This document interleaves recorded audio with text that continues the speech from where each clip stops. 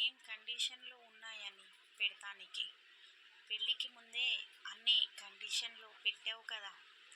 ఆ కండిషన్లు పెట్టినందుకే కదా నీ పిల్లవాడిని నీకు ఇచ్చేశాను. ఇంకా ఏముంది నువ్వు కండిషన్లు పెట్టడానికి అని అంటుంది. ఒకసారి ఈ రూమ్లోకి రా చెప్తాను అని అంటాడు ప్రభాస్. నేను రాను అంటుంది ప్రవళిక. ప్రవళిక, నీ ఇష్టం, నిహాల్తో అమ్మ అని పిలిపించుకోవాలి అంటే రా, లేదు అంటే నీ ఇష్టం అని అంటాడు. నీతుని నిహాల్ దగ్గర వదిలిపెట్టి ప్రవళిక మరియు ప్రభాస్ ఒక రూమ్లోకి వెళ్తారు. వెళ్ళాక ప్రవళిక, చెప్పు, ఏంటి, ఎందుకు పిలిచావు అని అంటుంది. నీతుకి నేను తన డాడీని అని చెప్పాలి నువ్వు అని అంటాడు. ప్రవళిక కోపంగా చూస్తూ నేను చెప్పను అని అంటుంది. అయితే నిహాల్కి కూడా నేను చెప్పను. అది కాకుండా ప్రవళిక నీతు తండ్రి ఎవరు అని అడుగుతాడు. ప్రభాస్ ఆ మాట అనగానే ప్రవళిక కోపంతో చూస్తుంది ప్రభాస్ని. ఆ విషయాలన్నీ నీకు అనవసరం అని అంటుంది.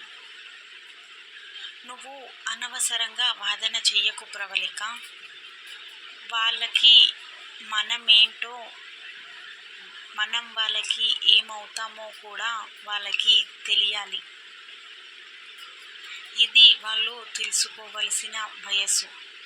ఈ వయసులోనే వాళ్ళకి నిజం చెప్పాలి.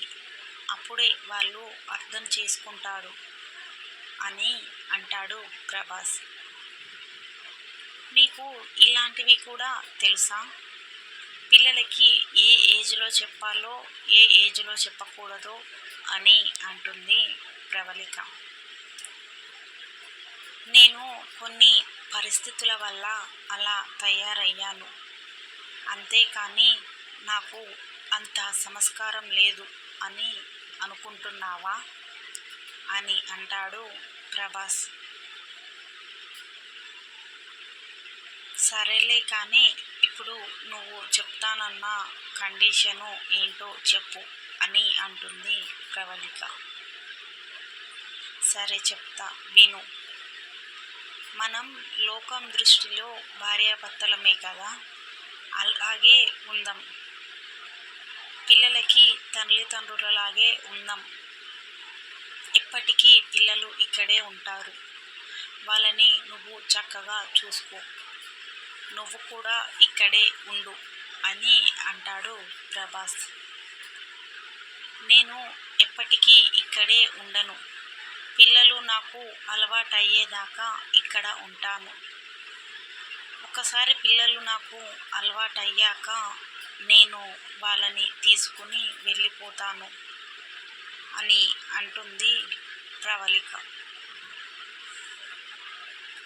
ప్రభాస్ ప్రవళికని, నీకు ఇంకొక పెళ్ళి చేసుకోవాలని ఉందా అని అడుగుతాడు. ప్రభాస్ ఆ మాట అడిగేసరికి ప్రవళిక కోపంగా చూస్తుంది ప్రభాస్ని. స్టోరీ ఇంకా ఉంది friends. Please like, share and subscribe my channel. ఇంకా మరిన్ని మంచి మంచి కథలతో మీ ముందుకు వస్తాను.